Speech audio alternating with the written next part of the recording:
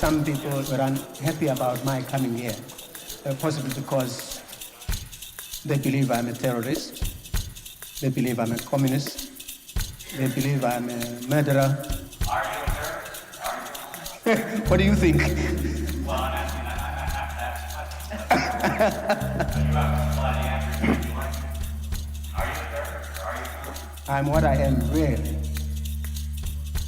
I'm just what I am. Oliver Tambo has been described quite correctly as one of the greatest statesmen of the 20th century. He was a stoic, he was a person of steel. Very gentle person, not my image of a militant guy. The humility, the bravery, the intellect. He always had to be on his guard for murderers. I mean, he was on the death list. South Africans tried to kill him. As the record comes to be revised, it will be seen how crucial he was to the new South Africa. Without him, it wouldn't have happened. Oliver Tambo, Oliver Tambo, teta no boda, kululumande. Oliver Tambo, Oliver Tambo, teta no boda, kululumande. Soboya, kululumande, sobata, kululumande, soboya, kululumande, sobata, Oliver Tambo, Oliver Tambo, teta no boda.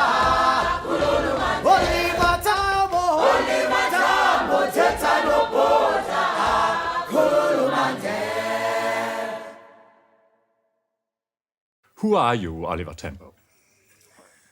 Who am I? Well, perhaps I better start at the place of my birth. I was born in a small village known as Bizana in the Cape Province of the Union of South Africa. And for my early education, I went to missionary schools and subsequently taught mathematics and physics and music, during which time I had become very interested in politics.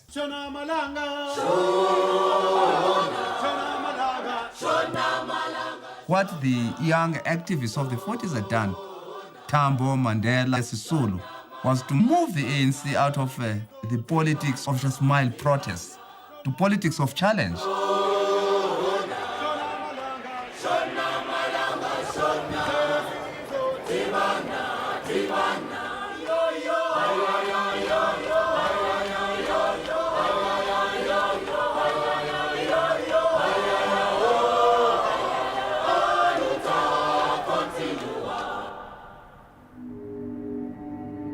What exactly has happened during these last months in the Union? It was resolved to take active political action against the past laws.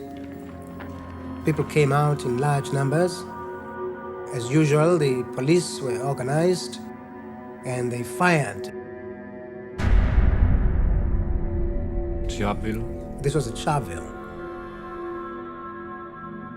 And then, of course, the whole country moved in support of those who were killed, and the government responded to all these by declaring a state of emergency under which all sorts of people known to be opposed to the government were arrested and detained.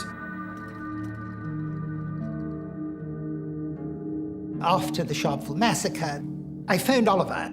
So we got together and we started talking about the ANC plans when the newspaper arrived with headlines, Congress to be banned.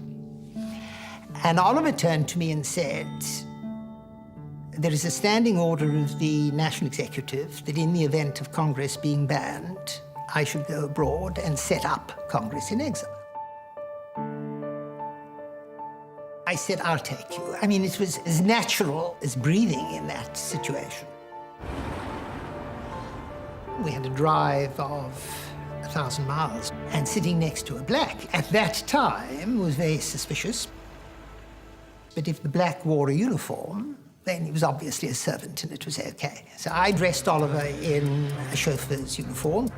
He said goodbye to his wife, and we left and drove across the border to what was then Bechuanaland.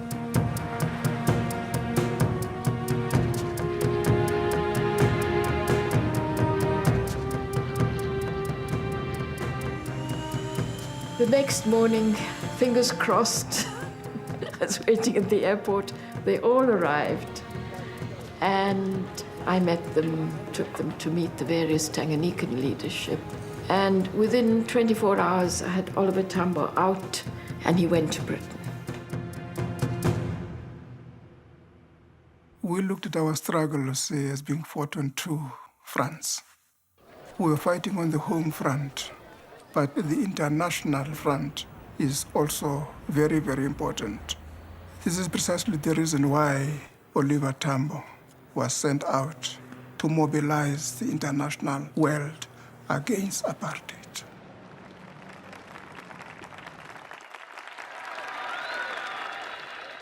We, the oppressed, are determined to succeed, but the forces arrayed against us are mighty and powerful, and it is only the spirit of our determination, supported by the freedom-loving peoples who love democracy, that we can ultimately succeed.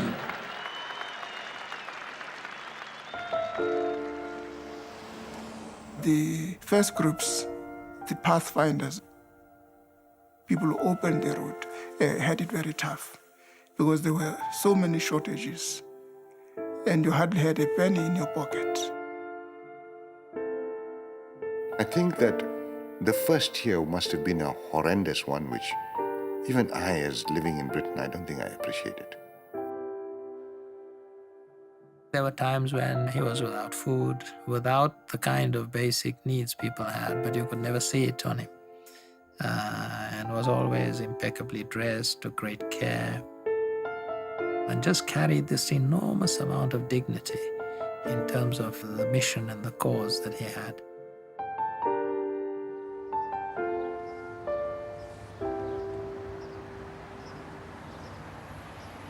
By that time, Adelaide has come with the children. Appeals were made to people like me, will you help?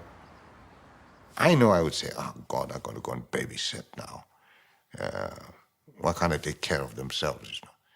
But literally, he just brought Adelaide there and left Adelaide to look after the family. And Adelaide had to find her own feet in Britain.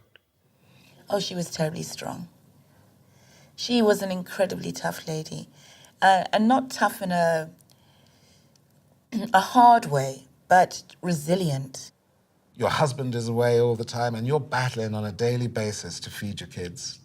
I mean, it was rare, once or twice a year, that he would come.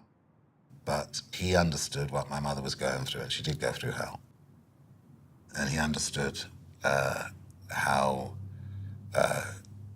lonely her life was without him. But he also understood that she totally supported him in the struggle and totally encouraged him.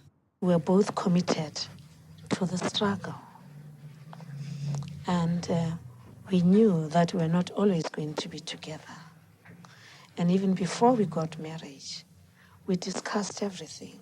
What we would do if he was to go to jail, what we would do when we have the children, if we were going to have children.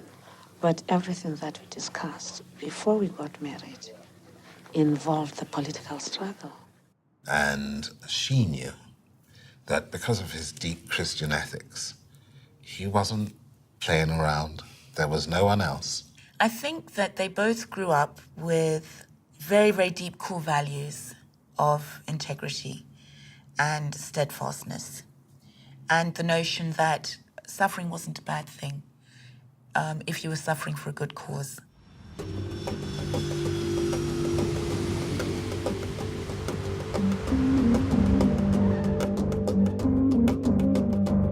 He, in that phase, was setting up the ANC structures, headquarters, and offices around the world, and had been in Britain, which had been very important to get the ANC stabilised and represented there, and the anti-apartheid movement going, and the boycott campaign.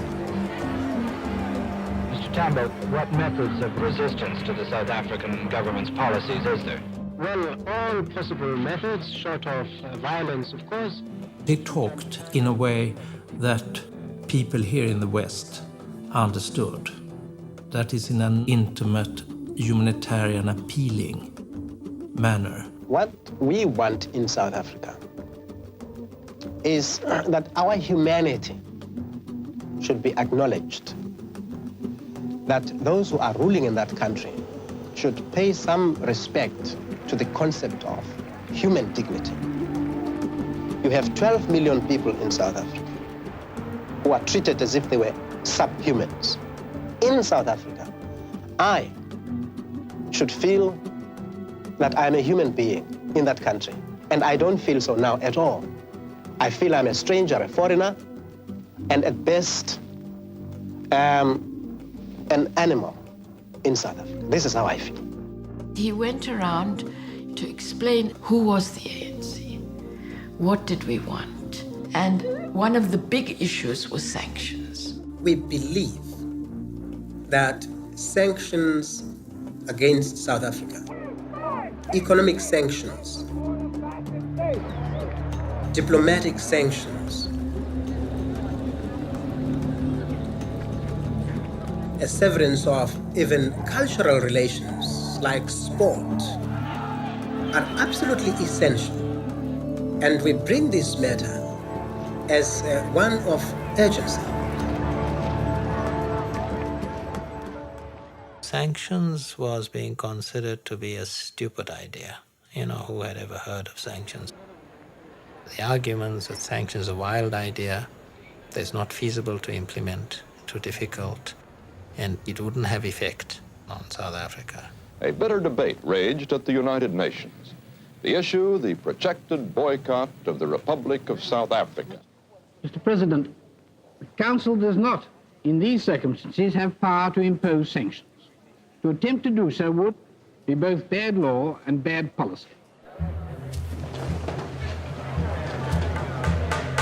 I cannot exaggerate the sense of grievance, to put it mildly, which we feel towards those countries which are even now doing so much to make apartheid the monstrous and ghastly reality which it is, and which have created in our country the conditions which, if nothing else happens, will ensure an unparalleled bloodbath.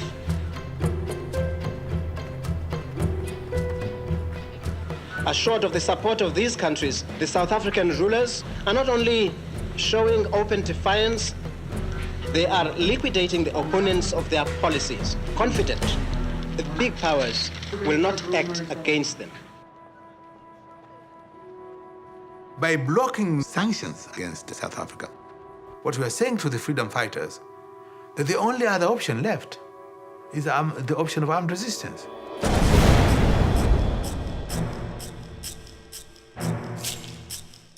The national executive of the ANC decided to create Umkhonto weSizwe, and it entrusted to Nelson Mandela the work of leadership.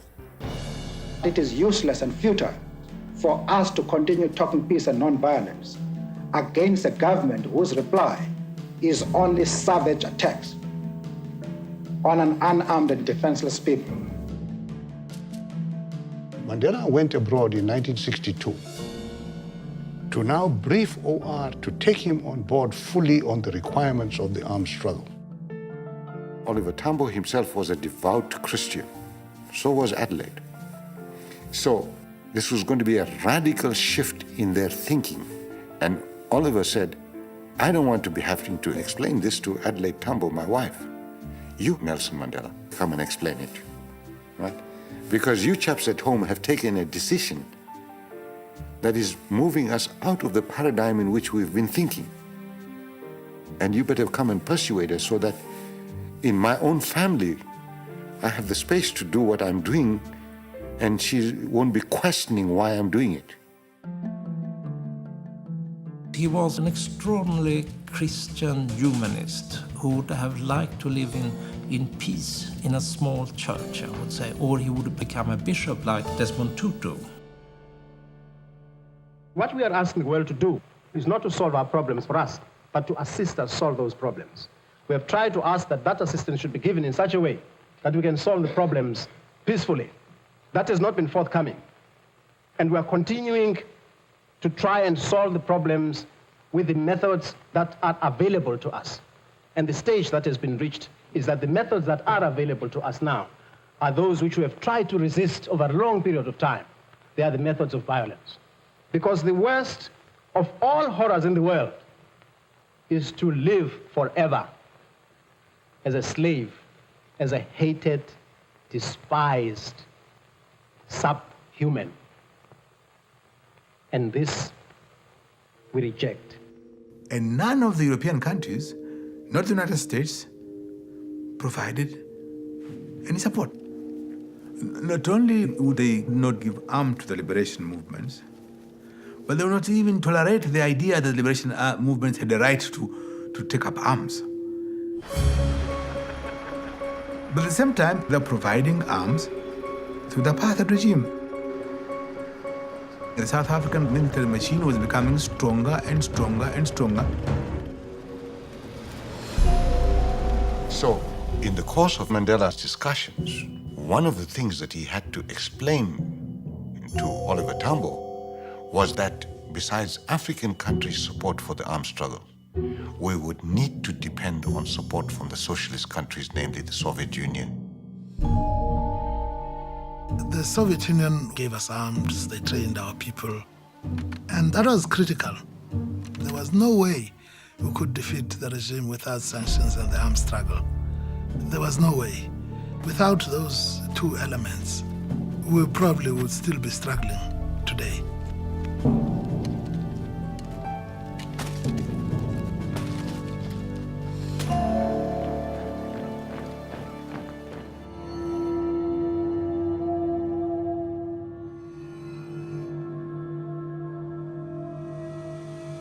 Nelson Mandela was arrested for leaving the country illegally. And a year later, we had the Rivonia arrests. The news, of course, shocked us. Oliver Tambo particularly was so tortured by the whole process. You see, terrible emotions go through your mind. Here they were free and out, and their colleagues and comrades had been picked up. These are people who grew together in the rural areas of the Transkei. Went to school together, to college together, to university together, opened law practice in Johannesburg together, started the youth league together. It's together Mandela, Tambo, and then Mandela, one goes to prison, and they're separated for 27 years. Every single day spent in jail represents a unit of human worth lost. This is a loss we can no longer afford. South Africans are being dragged to the slaughterhouse because they fought to replace racial intolerance and tyranny with democracy and equality. With the movement having been smashed inside the country, OR had to keep the movement alive, to keep it developed, to keep it strong, to keep it united, both internationally, externally to the country, and internally in South Africa itself.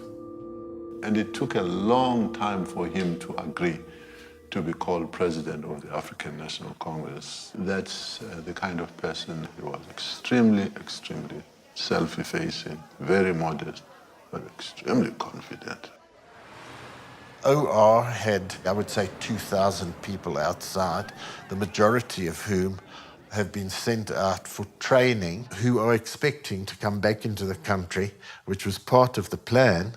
The military camps were in Tanzania, but Tanzania was too far from South Africa. And then Zambia got independence in 1964. It provided the first opportunity to be able to come down south. I treated Oliver Tambo as head of state, chased away illegally from his country. We were going to allow them to set up their own organizations on our soil. OR began to work on a way of infiltrating back into South Africa through Zimbabwe. We established a special camp in Zambia to prepare ourselves both physically mentally and militarily. Tambo was very much part of the preparation there, and he spent 2-3 months with that detachment as they were finally preparing for entry into Zimbabwe, living with them in encampments. We had exercises day and night. We embarked on long marches. We had prepared thoroughly for this thing. O.R. Tambo was very soft generally, very laid back. But once it became necessary to take a decision, he owned it and he put the weight of his authority behind it. On the day when the people crossed the Zambezi, he was right there at the crossing point. People had to tie a rope around a tree trunk and then go down to the channel of the river, down this gorge. O.R. came down also on this rope and stood on the banks of the Zambezi, seeing the comrades off. You had a sense that if he could, he would have crossed with the people. I was among the first to cross the Zambezi River in a canoe, and we chose the most difficult and impassable part of the river. And we were doing this at night. It was dark. He stood there, watching everybody go, and shook everybody's hand. Planes could have flown or enemy could have appeared anywhere. I think it was a remarkable act of bravery for him to stand right there to the end.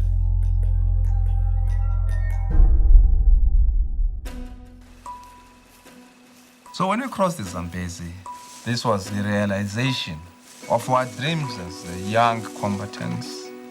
For the first time, we're going to get involved with the real enemy, pitting our strength, testing ourselves against the other side. And we were quite happy. We're carrying our weapons, AK-47, machine guns, grenades, lots of ammunition. And those rucksacks were heavy, but we didn't feel it.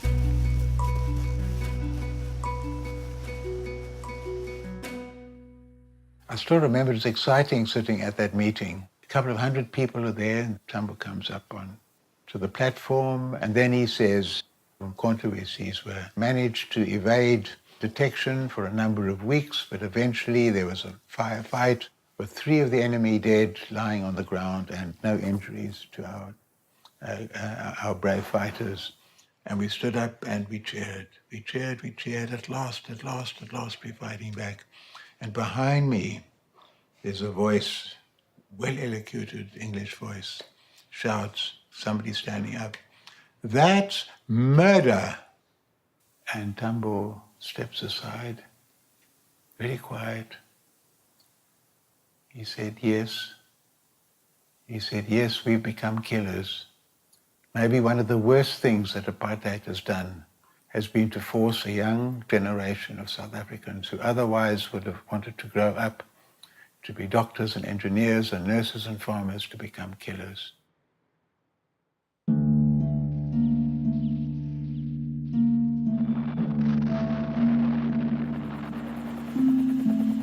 The group fought brilliantly. You cannot exaggerate that. But against the superior air and ground forces of the enemy, they were soon overcome. So they retreated. They arrived back, no heroes welcome, no real recognition that these are the people who started it all. I was a militant and angry young man. And I found a lot of demoralization amongst our chaps in Zambia. And I began to agitate for seriousness on the part of the leadership. There was a feeling that leadership was not paying sufficient attention to the struggle of getting people home, of building the movement back home. And Tambo, amongst the other leaders, comes in for criticism, especially from within the camps where people feel they're rotting and getting highly frustrated. And that created a near mutinous situation. That's when OR then came to address all of us. It was very tense. He said this is perhaps the worst crisis that the organization has experienced to date. And this led to the Morogoro Conference of 1969. And a key element was the fact that on that first day, OR announced that he was resigning as the acting president of the ANC. He said, look, for us to do a real renewal, we must now all come down to one size, one level, no leaders, and everybody else was there as equal level. That Morogoro conference ushered in serious discussions which led for the first time to the formulation of a clear strategy about the waging of a revolutionary war in the country, of a people's war, the need to build the underground, the need for propaganda, the need for mass mobilization. The conference formally took a decision that all race groups can be members of the ANC. We now were no longer white, black, yellow, purple. We were ANC cadres fighting a common enemy called apartheid. The executive committee position should still remain black. We don't mind all being in the same bus, but at the steering wheel, you've got to have a black person. And there was never a doubt that when you refer to a driver, you're talking to a Tambo. And he was re-elected unanimously. OR showed that he could assess the mood and what was needed to keep people together in terms of an integrity of the movement. It was a wonderful example of leadership. He had a technique of weaving a summary and a gist of what seems to be agreed by taking from every contributor some piece to make them feel that they were crucial to contributing to that decision. This is an enormous art. If you look at other exile movements, over such a prolonged period with no resources, they would just crumble into little leadership fights, personality squabbles, you name it. But he held it together.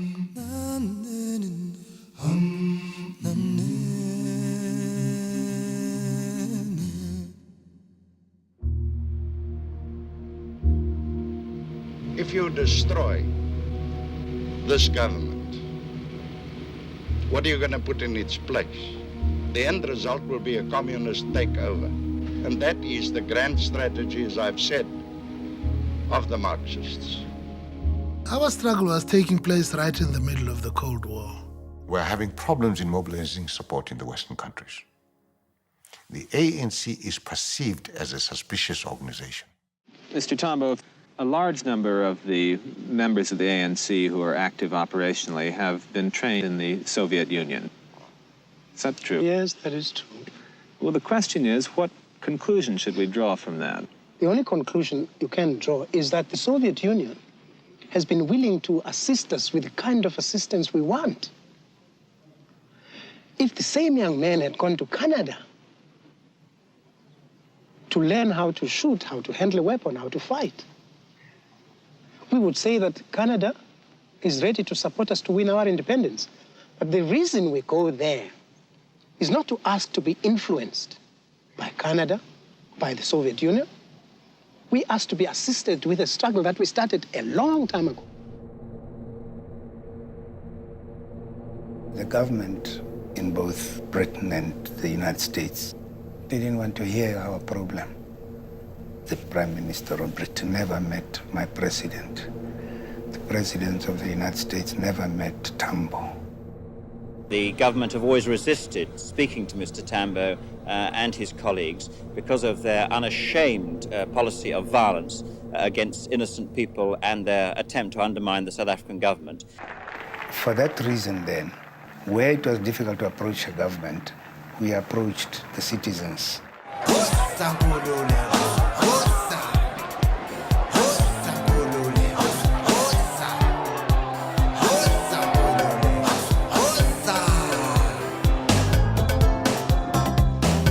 think we need to mobilize the masses of the people in each country so that it's the ordinary person who is challenging the positions of his government, the worker who is challenging the practices of his employer. I think this is the level that needs to be cultivated.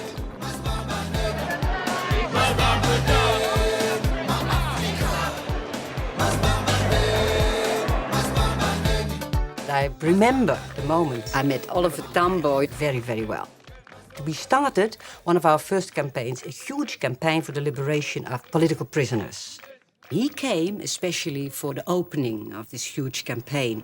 We are confident that whatever the difficulties, our people in South Africa, supported by you all, will see their own cause triumph. And it was a wonderful occasion. A long, long friendship started that evening. He immediately gave me this impression that, yeah, this was a leader. You know, I'm not so very much into that sort of things. I'm far more, too much, you know, real Dutch, you know, better be normal, you know, and sort of half anarchist. We have no leaders and things like that. But Oliver Tambo was a leader. Yeah, he was impressive. Now, what can the outside world, what can Holland do? Sanctions. Isolation of South Africa. Boycott. Boycott. There was a big, a huge involvement of Dutch companies in South Africa. There were strong economic ties. And of course, there were the big multinationals, Philips and Unilever and Shell. And who are responsible for the policy of apartheid? It is not only the white people of South Africa. It is the great and powerful countries who are carrying on trade with that country. It is the great business concerns who are drawing profits from the sufferings of my people. The regime had become a polecat. This was a period of intensification of the calls, not only for isolation, but for economic sanctions, for arms embargo, for cultural and sport isolation.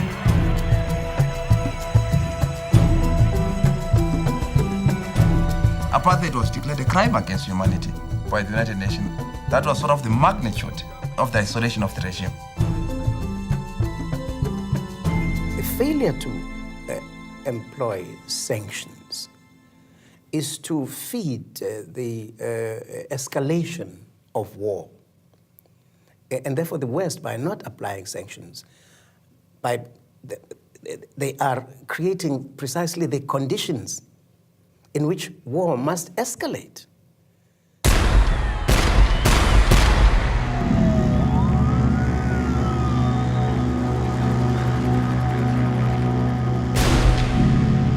More than 50 people have been reported killed near The flames of Soweto have leapt across Johannesburg. Now the fires are burning in Alexandra, the township on the northern outskirts. South Africa's worst racial disorder in 16 years still appears to be out of control.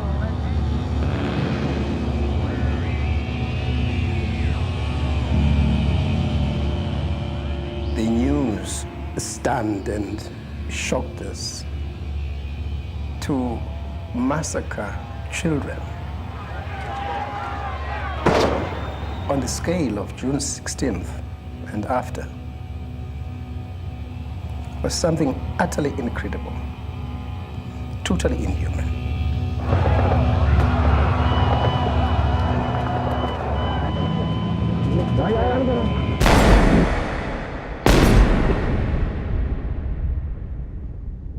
In a way, 1976 caught us unprepared.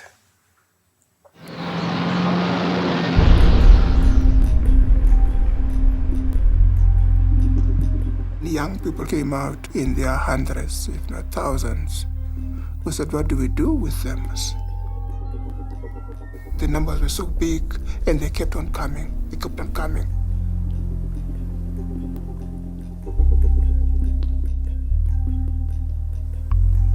We didn't have the facilities to handle so many.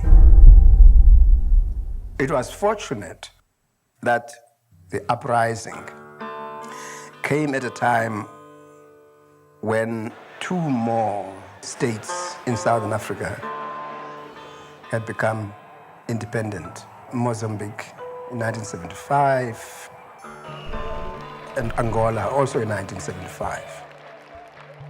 The immediate results was that we had now our own training camps in Angola.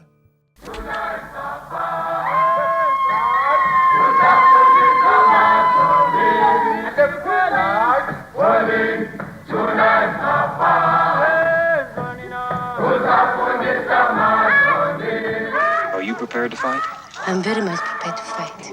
I ask myself who will bring me freedom. And I tell myself, it is myself.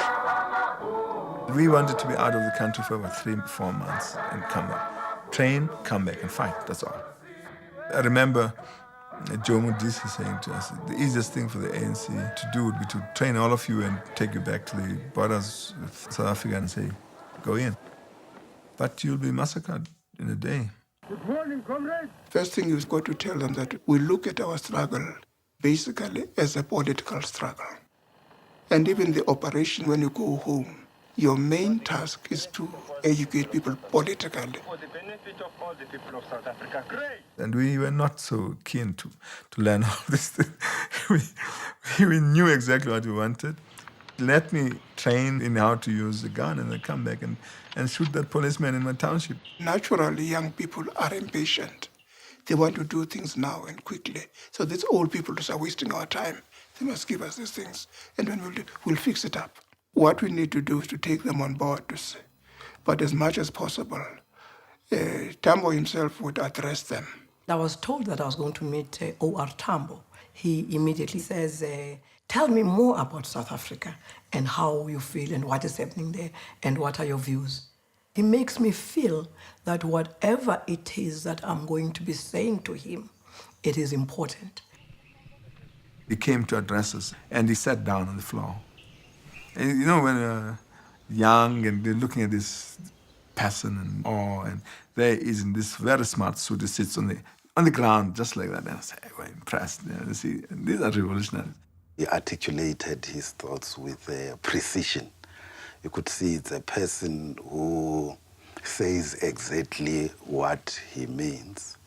And of course, we also observed his brisk walk, the manner in which his eyes moved, and all of us were just awestruck by what we were seeing. Members of Umkhonto were seized. In our country, comrades, you will remember, the society is divided along racial lines. We must not allow the enemy to determine the character of our struggle. Our struggle shall not proceed along racial lines. Our enemy is the white government in South Africa. And we get to our leadership in exile. We find these senior ANC leaders that are white. How do I react to Slovo? Slovo is my leader, is held in high regard in the ANC. So the clear-cut color enemy was getting destroyed in our young minds. For young people like us coming from apartheid South Africa, to see the kind of respect that a white person like Joe Slovo gave to Oliver Tambo, a black person, was also quite impressive and unique. And after a few years, you see, those cadres became so hot, begin to understand that the struggle is not a question of just taking a rifle and just boom, boom, boom, and shooting in Soweto, or like you do in films. They understand that it's something deeper, more fundamental. You are the soldiers of our revolution, and it is important to remember you are political soldiers. As political soldiers, you will be expected, like us, to stand here to dedicate your entire life to the struggle for the liberation of our motherland. Some of you will be assigned to fight in the country. Remember, those who confront the racist enemy in our country, your target of attack is the enemy's armed forces, the enemy's industrial base, his lines of communication.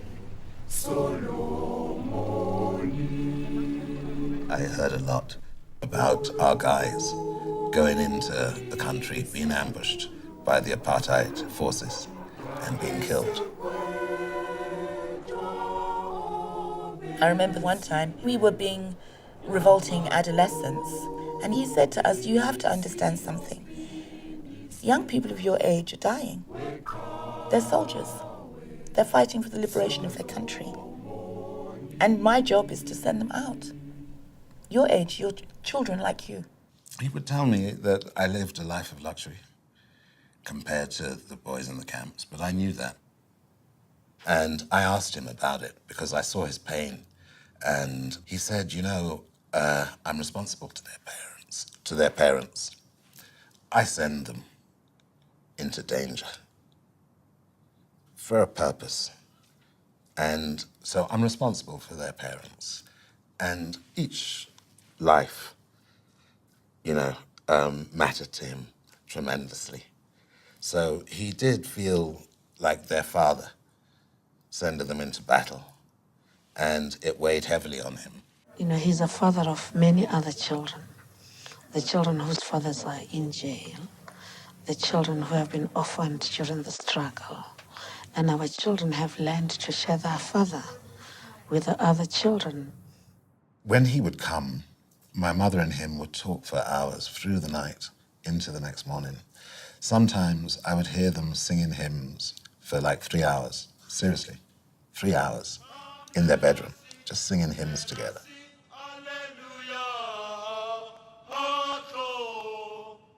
He was married to the struggle, and he had a very, very deep sense of duty and understanding of the importance of the role that he had to play.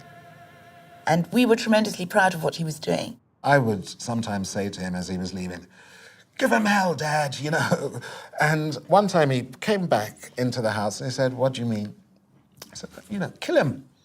Kill the bastards," you know, and all of this. And I said, no, that's not what we're about. These are South Africans. We're not fighting them as people. We're fighting the system of apartheid.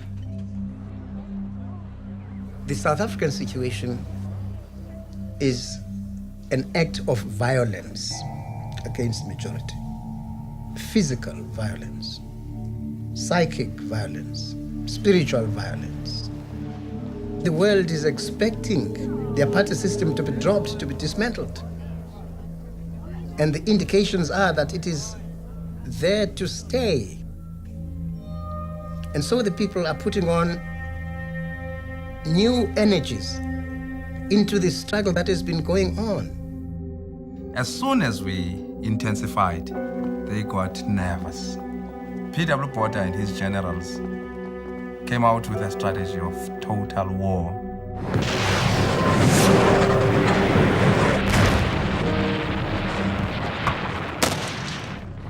South Africa started coming out, the regime started coming out to attack what they called ANC bases outside. This was a new level. The states of Southern Africa must realize that what they can do to us, we can do to them. Only much more efficiently and effectively.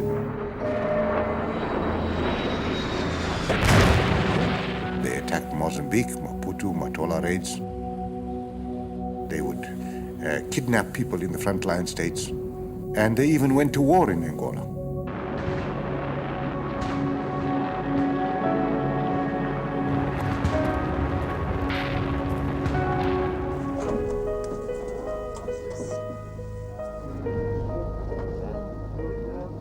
They bombed infrastructure, bridges, railway bridges, road bridges. They bombed petrol storage tanks. And of course, one day, at about 11 on Saturday morning, we heard bombs, brew, brew, brew, brew. The greatest shock of my life. There were 600 people dead.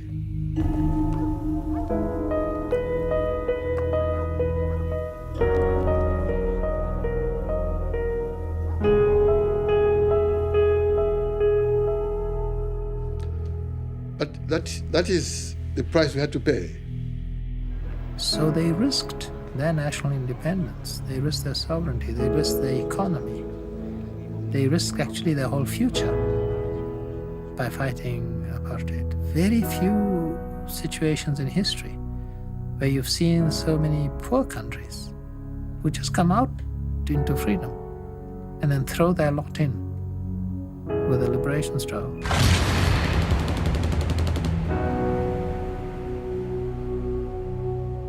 I remember the NEC meeting when the news arrived in the middle of the meeting that the Maseru massacre had taken place.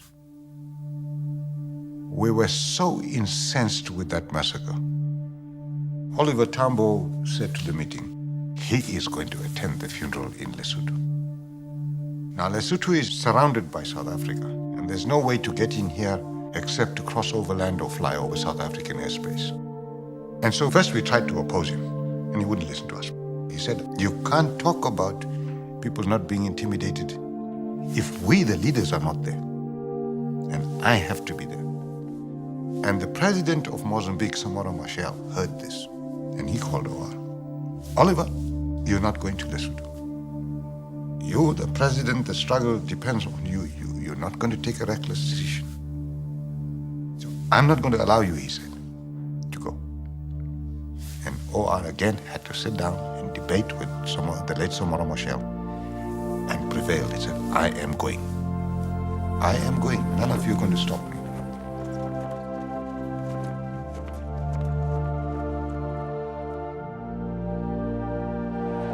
He went and he publicly addressed the funeral.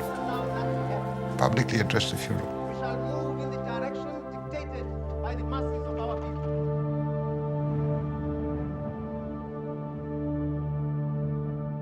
Joe Slovo said to me one day, you must talk to Oliver because he's killing himself by his overwork. For instance, there's a man who comes to him in the camp in Lusaka and talks for 15 minutes about his mother-in-law's problems with her teeth. This is to the President General of the African National Congress. And he insists on seeing people. And, you know, his system won't take it. And the next opportunity I spoke to Oliver, and I said, you know, there's no purpose in your killing yourself. And he said, and you are always telling me about how it's strange leaders become from their following. What do you want me to do if people want to see me? These are precisely the people with whom I ought to remain in communication. He said something that all of us remembered. I want to assure you that what remains of my health will be consumed by the struggle. Just that commitment has remained etched in my memory about the purpose of life.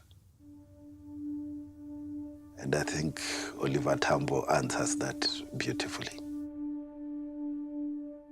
In the 80s, Oliver Tambo said this is a decade of liberation.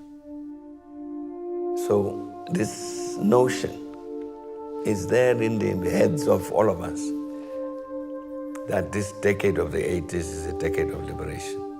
We have got to keep going. A general build-up of a massive force in our country that says no to apartheid. A new South Africa now, today, not tomorrow. You are tuned to Radio Freedom, the voice of the African National Congress. The time has come that the rest of the black masses of our country, all 25 million of us, should join in one determined offensive to make all of our country ungovernable.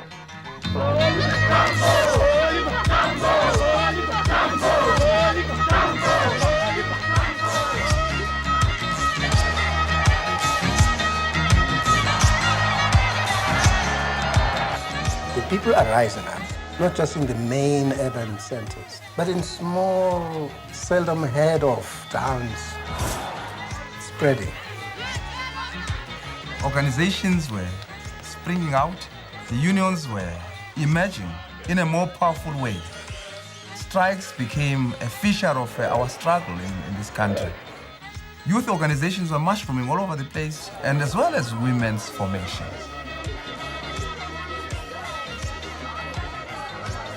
It is a rejection, a mass rejection of the system, a demand for a new order that must spread to envelop the whole country. Everybody must go on the attack. We are determined to be that generation that is going to create a new society.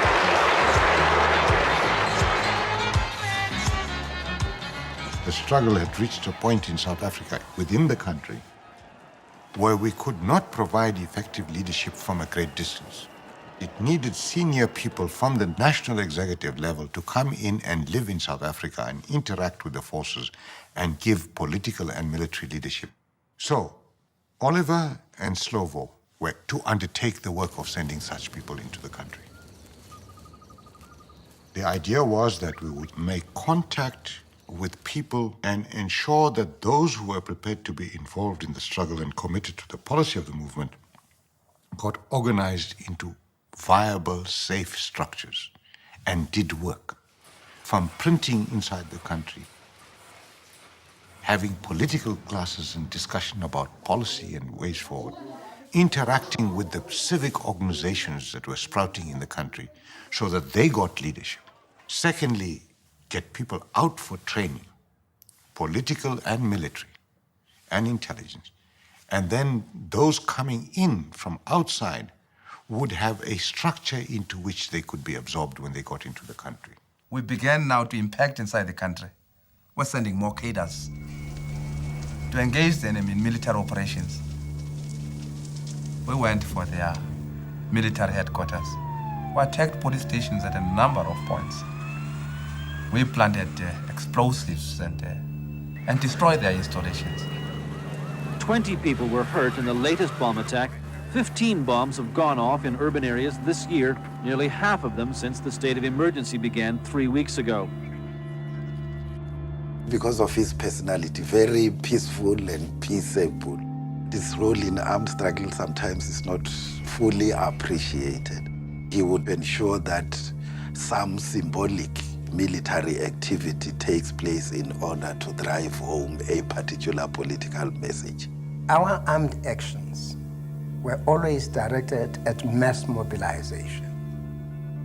Always with our armed actions, we're communicating with our people and saying they must fight on two fronts and combine two sectors of struggle, armed struggle and political action. These two complemented and supplemented each other. Because they were beginning to feel our impact inside the country. The need to destroy the ANC anywhere where it reared its head, whether it's Botswana, Zambia, London.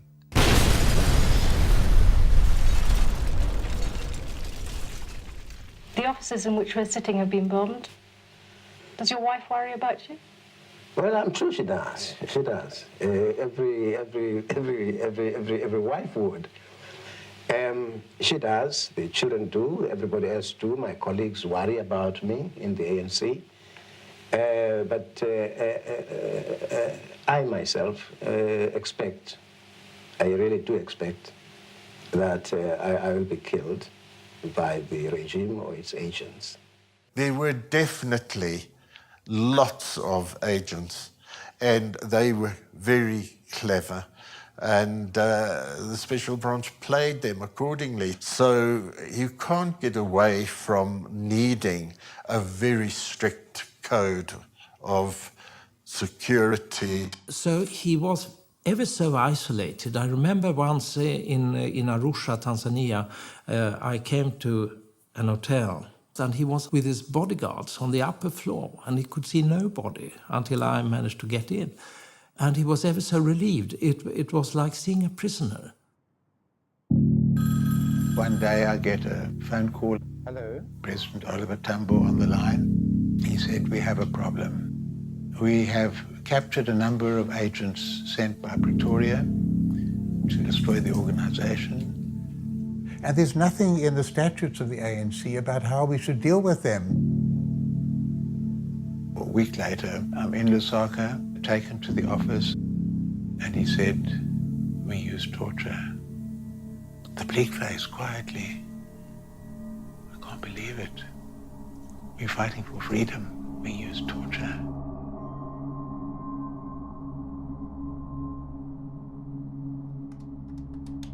And he asked me to draft a code of conduct for the ANC. So that's how the code of conduct emerged. It was on Oliver Tambo's direction and instructions. Ethics might have been even more important to Oliver Tambo than politics. And it is his ethical approach to life that drove him to politics and made him the person that he was.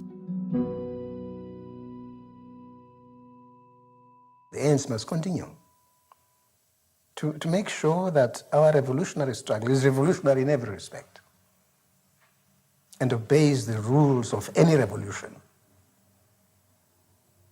Follows definite, defined rules.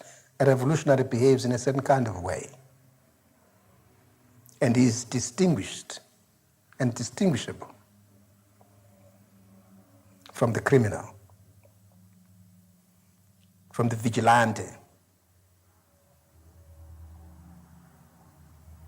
from the enemy agent.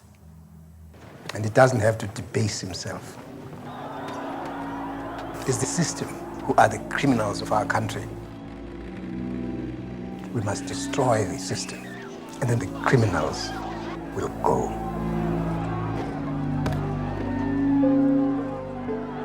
I must be emphatic on this. I'm going to keep order in South Africa.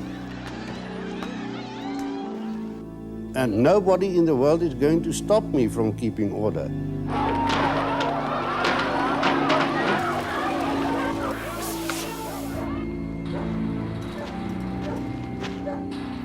Before the end comes, we expect rivers of blood to flow. The streams have started. And it will take the international community only. We are helpless to restrict the duration of the slaughter.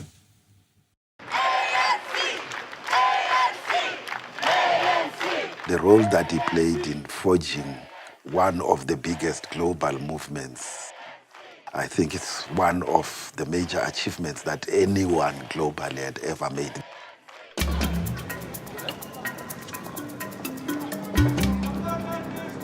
All over the world were these anti-apartheid movements. I mean, in India, in Japan, in Canada. So many people for the same cause. Millions and millions it must have been.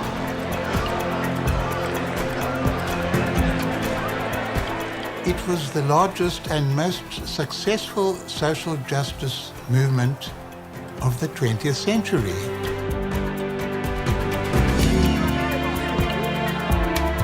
We had created a climate internationally. It was directly related to what was happening at home.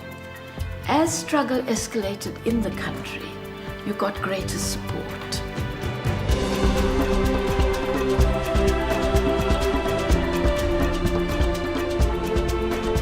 There is a total onslaught against South Africa. To destabilize our country and to make us give in and to make us accept dictates from outside. Irrespective of the international consequences, we will not be untrue to our forefathers, to our beliefs, to our values. Come what may, we will resist these by diabolical forces. It doesn't matter what is the cost. Progressively, the regime is running into a deeper and deeper crisis. A political crisis, an economic crisis. And this is the result of the combination of these two forces, international pressure and internal struggle for people.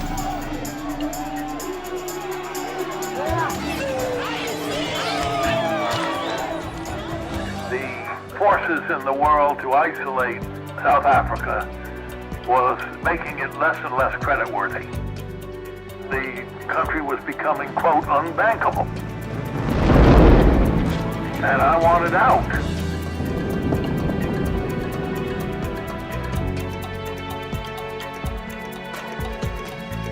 President Reagan has fought long and hard to prevent Congress from imposing new economic sanctions against South Africa. Recently, even leaders of his own party begged him to stop. He didn't. Today, he lost. The Senate joined the House in overriding Mr. Reagan's veto. And if the United States could pass through that act, it had rippling effect. General Motors pulled out, Ford pulled out, a number of the pharmaceutical companies pulled out, the entertainment companies pulled out, the banks pulled out. It was a blow because one felt desperately isolated. And that left a sinking feeling, and certainly in my stomach.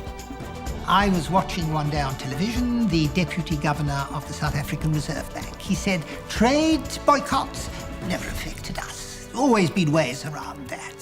He said, but financial sanctions are killing us. And you know, if you can't get loans rolled over and all sources of foreign exchange are denied you, and you're a modern industrial state of a sort, you're in deep trouble. And I think that, quite literally, the apartheid state was becoming bankrupt.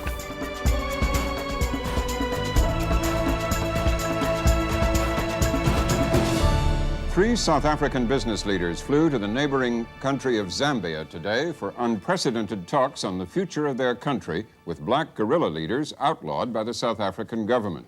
The businessmen who control much of South Africa's vast wealth were acting independently of their government.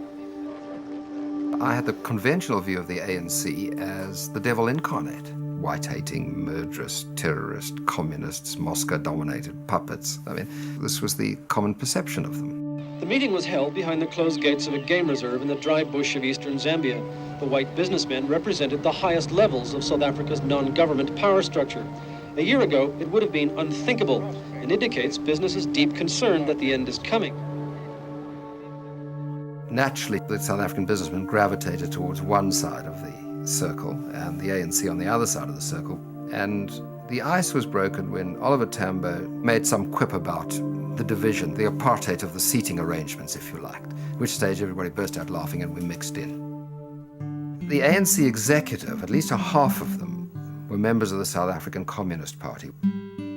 We were concerned about this. You know, we're businessmen, we're capitalists. But they said that the communists on the ANC executive were ANC members first and Communist Party members second, and that the ANC was not a communist organization.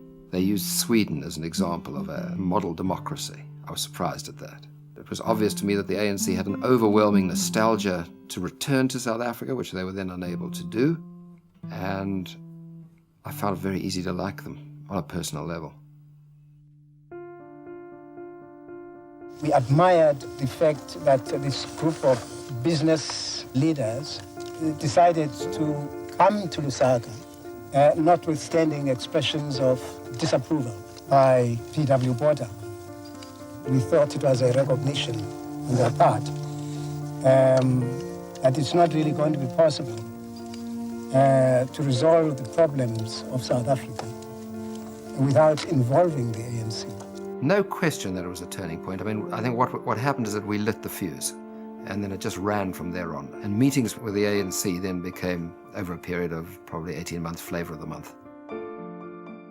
We had a meeting with a group of leading Afrikaner personalities. I remember them reporting that the then Minister of Finance, he had reported to Cabinet that indeed the whole system of apartheid was becoming financially unaffordable.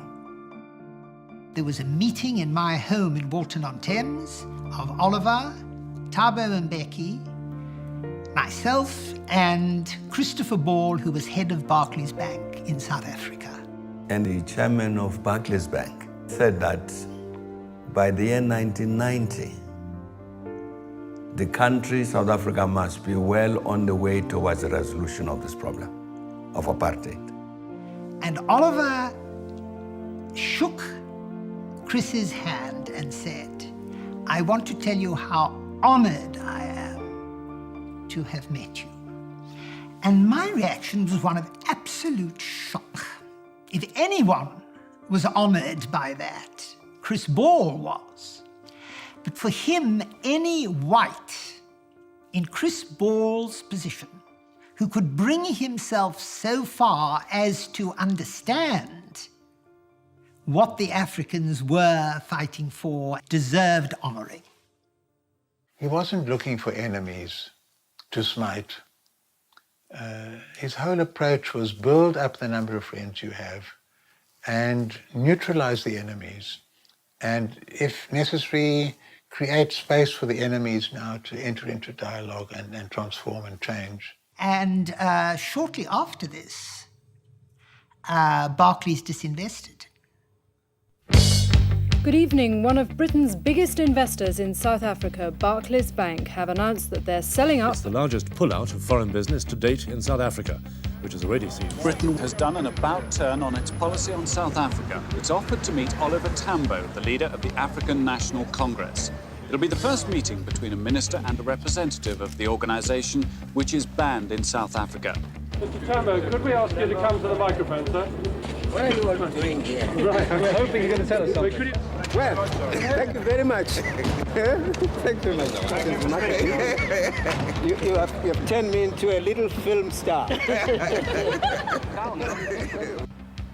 This man, Oliver Tambo, who the Reagan administration once considered a communist and a terrorist, became a Washington VIP today, a symbol of the administration's abrupt shift from a policy of dealing exclusively with South Africa's white minority government to opening a dialogue with the black nationalists determined to destroy it. He had a high sense of values, integrity, a sharp mind, very strategic, and also extremely diplomatic. He's a terrific guy, and we had a great time. It was a good meeting from my standpoint. I learned a lot. I learned a lot about the depth of feelings of the ANC. I learned that the stereotype of communism, terrorism was not anywhere near the mainstream of their thinking. He was in leadership not by accident. He came into leadership because of the capacity and the capabilities that he had as an individual. And in a sense, one can even argue that leaders of Oliver Tambo's caliber were so good that they helped raise the movement to their level. Tambo's approach to the struggle was a very organic, interactive one, and he understood the value of all dimensions. We use the term 4 pillars of struggle: the mass political, the underground,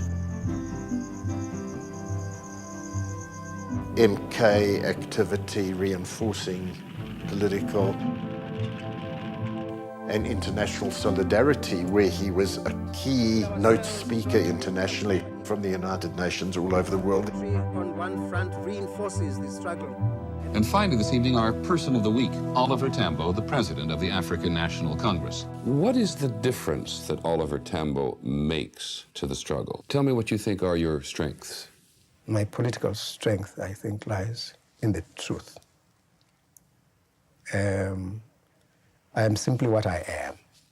I don't try to be anything else. You're described as a reluctant revolutionary. Is that just a cliche? No, I think it is, because if being a revolutionary involves a fervent desire and determination to see radical change, I am that. Do you ever have any time for yourself? Not really. Do you have a family? I have. Are they proud of their father? I get the sense that they are immensely proud of their father. I get that impression. They are. Give us a prediction for the end of the decade. Really, as I see it, I will be back in South Africa. I have a strong belief that not only is it never going to be the same again, but that we are in fact moving to the new era. I think there are many indications that apartheid cannot hold on any longer.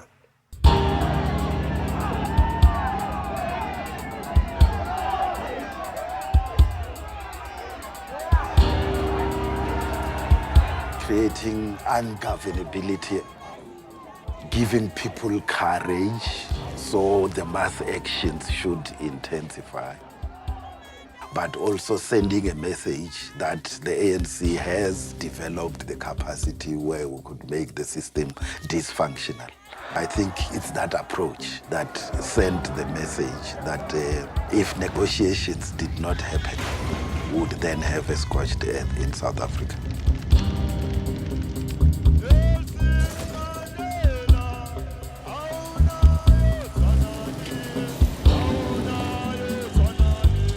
The negotiations are definitely coming. We're certain. The regime is bound to say we're ready to talk. So OR says, now let's prepare a proposal. At this stage, there's discussions going on in prison between Madiba and the government.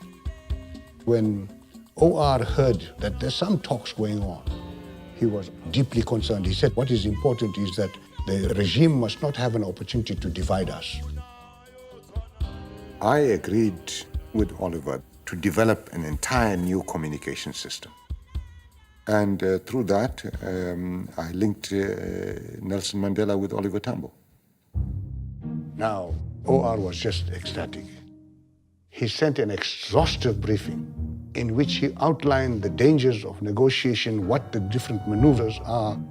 Nelson says, I am talking to the regime to negotiate with the ANC, not with me. I am saying to them that the ANC is the ANC represented by Tambo, based in Lusaka. We have said the first step, the very first one, which would lead us to consider the possibility of negotiations as a realistic way out of the situation, would be the release of Nelson Mandela and other political prisoners. The regime would keep you isolated from each other, and yet the struggle demanded that you should never be disunited. That unity was key to success. What is remarkable is that these men never lost faith in each other, that even totally isolated from each other, they would be able to be on the same wavelength of thinking. That's extremely unusual. A landmark point would be the drawing up of the Harare Declaration, where the possibility of negotiating rather than fighting to the bitter end arose. The question was, what do you put on the table? What were you fighting for? OR explained to us that people from all over the world were asking, what does the ANC have in mind for a future constitution for South Africa? We had the Freedom Charter, but the Freedom Charter just set out a vision. Their big problem was the whites are there, they're a small minority, they've treated the majority badly, and now they're fearful that if there's majority rule, they're going to be driven into the sea, and how can a constitution protect them? The things we were fearing in South Africa was that they would demand some kind of racial seats or a racial franchise. That if you want to give security to whites who feel threatened, give them some special seats, give them some privileges. And if the South African government got the support of Britain and others for those policies, we were sunk. The fact it didn't happen was also a reflection of the astute diplomacy of Oliver Tambo, of Thabo Mbeki and the people in exile talking to these leaders. We are all South African citizens of equal worth. We are not talking about black majority. We are talking about democratic majority in a country comprising one people not whites and blacks as such, but simply the people of South Africa. The rights of everybody are protected, but not because you're black or white or brown, because you're a person, a human being. We take it for granted, but it wasn't taken for granted then. And that was very much Oliver Tambo's core insistence that really became foundational to our whole constitutional order. The idea that the Constitution should talk not only about the one generation of human rights, which is political, but also other generations of human rights, social, economic, environmental, gender, and so on, that idea came directly from Oliver Tambo. Tambo was, in that sense, I don't like to say the father of the Constitution because that gives a gender connotation to it, but he was truly the key person in terms of determining the fundamental features of our new constitutional order at a time when it really mattered.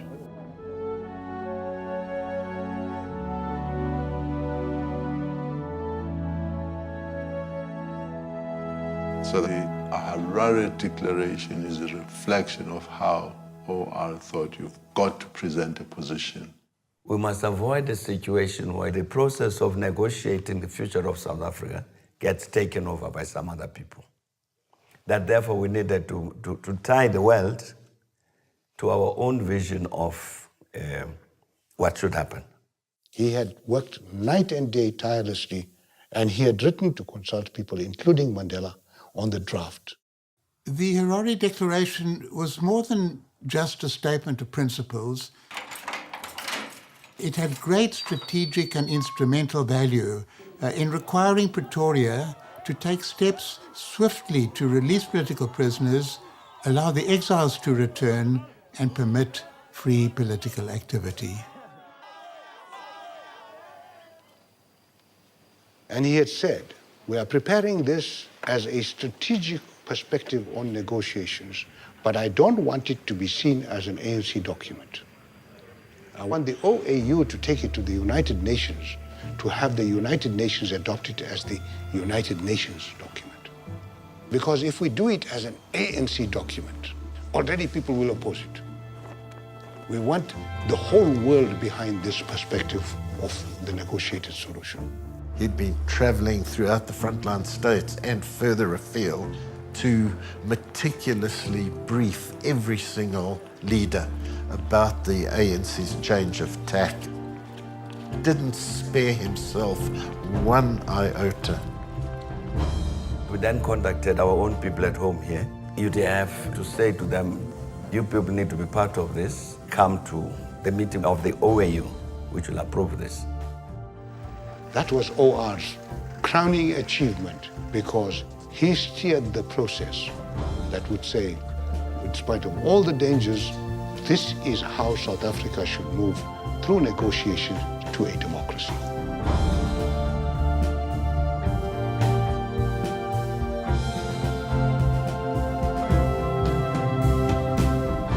OR returned to Lusaka, got the Harare Declaration virtually signed and sealed, ready for formal approval. And one day before that meeting, he has the stroke.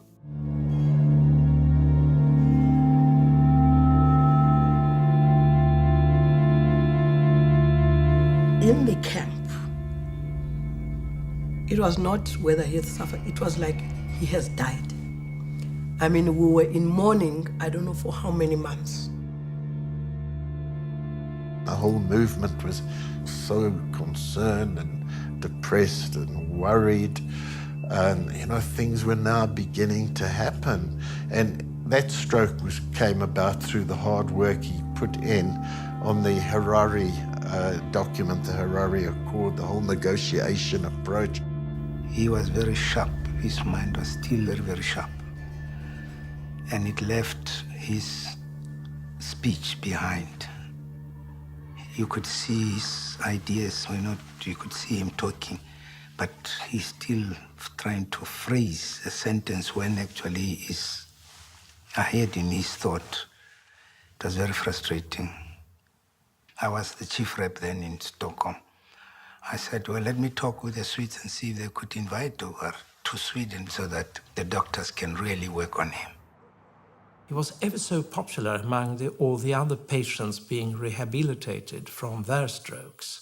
He helped them, he talked to them, he managed, even though he knew just a little Swedish, but he always managed to comfort them and console them, and it was quite touching.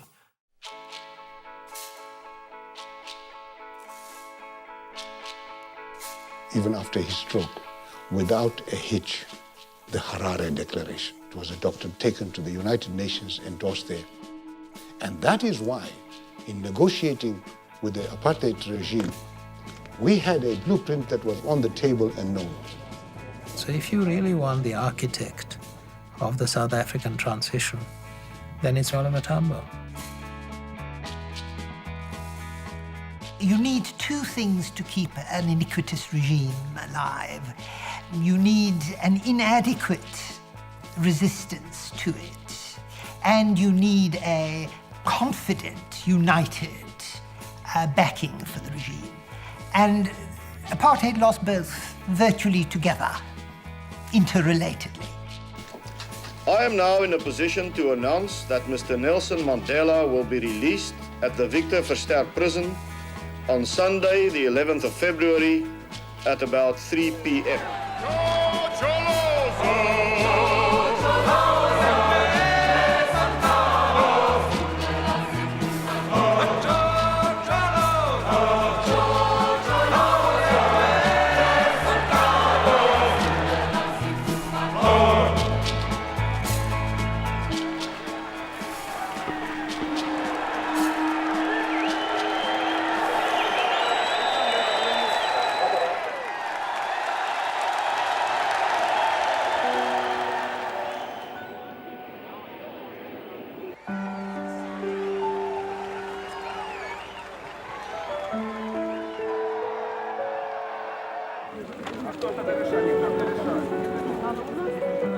And they came here because of Oliver Tambo, to see him.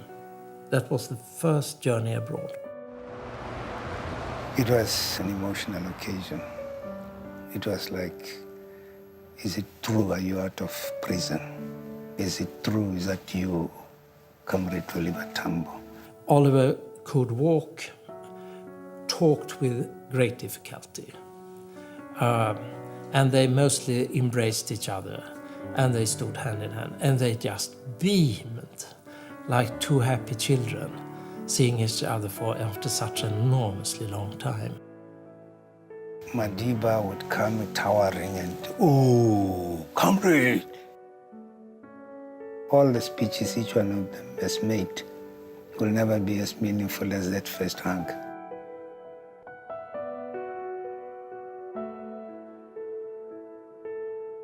Oh, it was sweet to see them together. They were like boys. It's like all the, because they were both old men, but it was as if they were just back to being young men again. Oh, it was wonderful to see the excitement. And they just, chat. And oh, there was so much catching up to do, and they were joking with each other. After 27 years, they haven't talked directly to each other. They have so much ground to cover. They would never sleep. The only way to make them sleep was to separate them, painful as it was.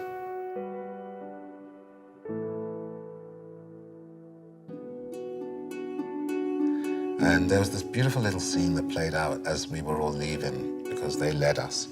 And Dad says to Uncle Nelson, after you, as they're going through this door. He says, no, after you. He says, no, I insist, after you. And they kept this up, and everybody else was in fits of laughter, because neither of them would go through first.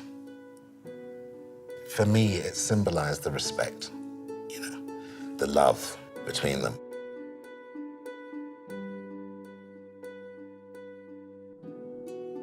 When they left, my father said to my mum, it'll be 5 years. Now, 30 years later, we're on a plane going back with him to South Africa. It was magic. It was answered prayer. Literally, as we came across the border from Botswana, the pilot announced to the plane, ladies and gentlemen, we have now entered the borders of South Africa. Everybody started crying and cheering, my dad, my mum, and it was perhaps the most emotional plane journey of our lives.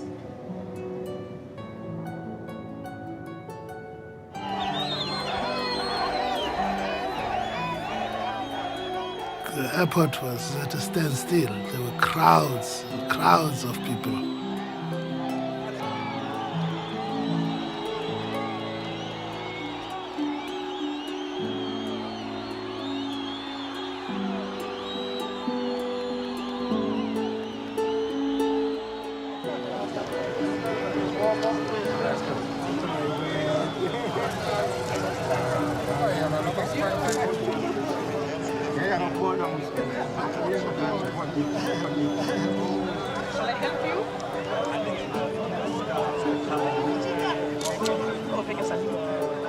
But the fact that he was there and he was waving, and he seemed to be in very good health, was very, very gratifying.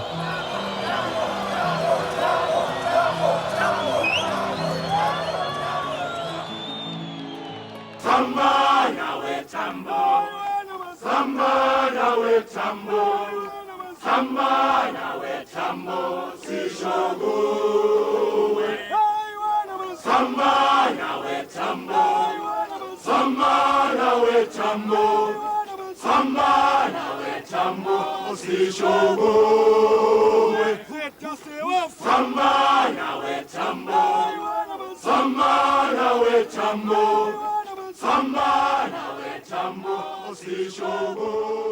Comrades and friends, I wish to pay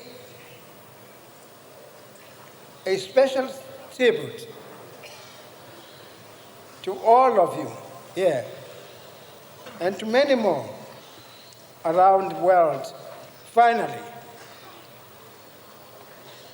I want to thank my wife, Adelaide, and my family.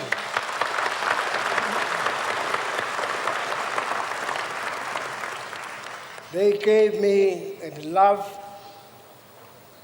and the support I could not have survived without. Amanda! Amanda! Amanda! Amanda! The Electoral Commission has reported that it is satisfied in announcing the election of Comrade Nelson Mandela to the post of President.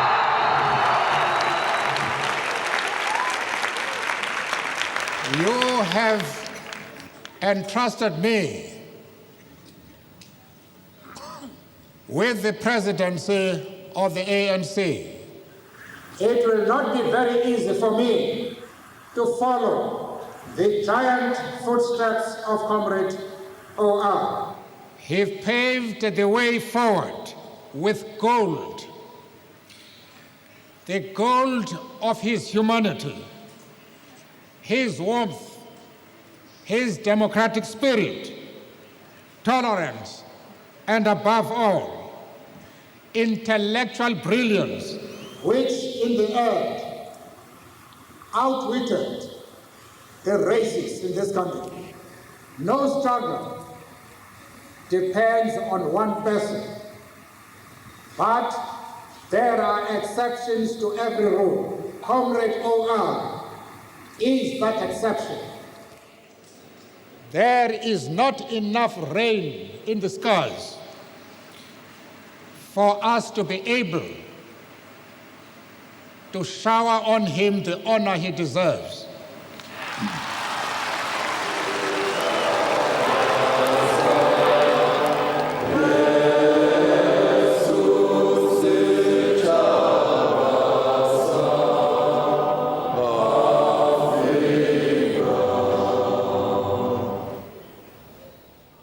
things didn't go the way they were supposed to go.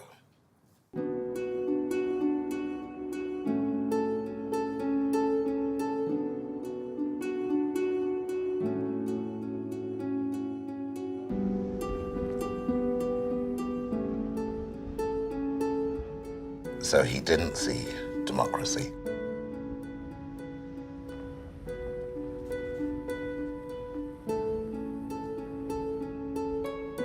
Let all of us who live say that while we live, the ideals for which Oliver Tambo lived, sacrificed and died, will not die.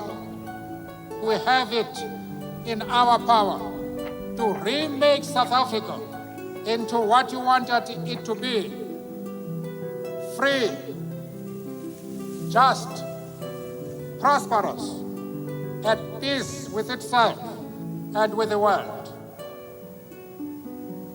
We will not fail you. The whole of Africa lost something when he died. Oliver Tambo was in a class of his own. We have lost a truly great man.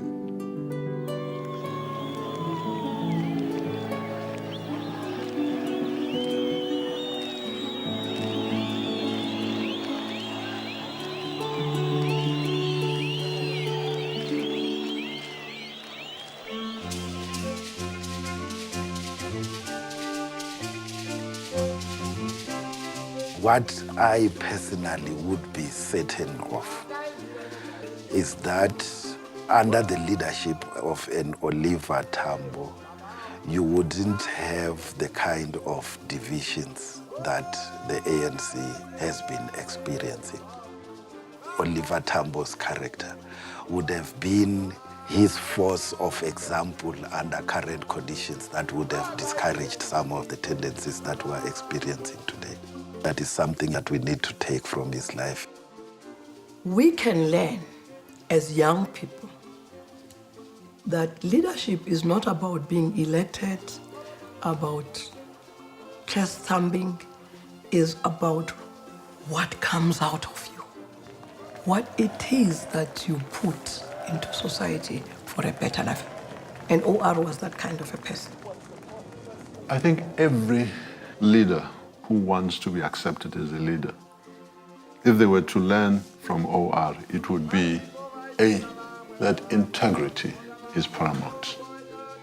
The attributes of Tambo as a diplomat, debater, strategist, good politician, sportsman in his time, swimmer, horseman, a musician,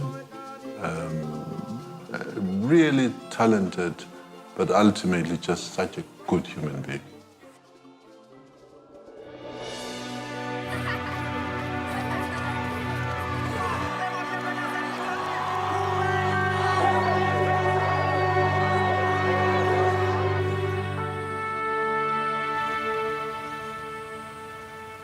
When we cast our vote in Wattville, which is where, of course, my parents had lived before they went into exile. So it was me and my brother and sister and my mother. It was a real privilege to be able to do it there and to remember him. And of course, his grave was not far from us. So we felt that he was there with us.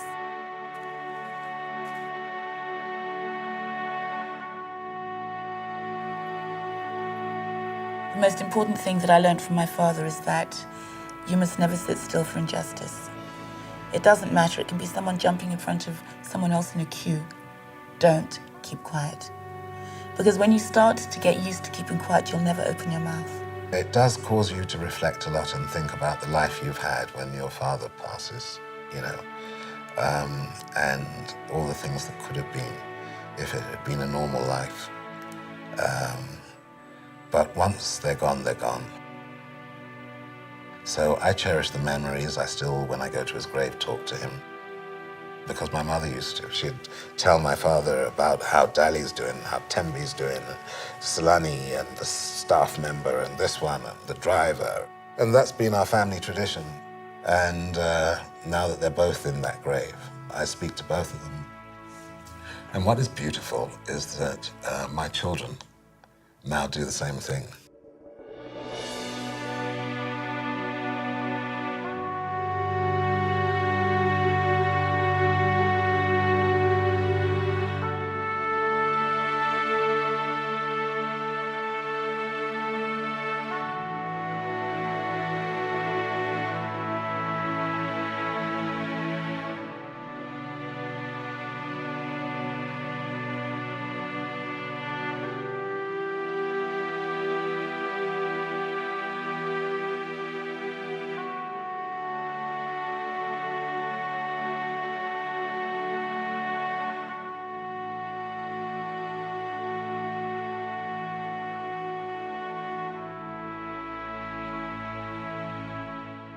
Shona Malanga, Shona, Shona Malanga, Shona Malanga, Shona, Shona, Shona Malanga, Shona Malanga, Shona, Tibana, Tibana, Tibana, Shona Malanga, Shona, Shona Malanga, Shona Malanga, Shona.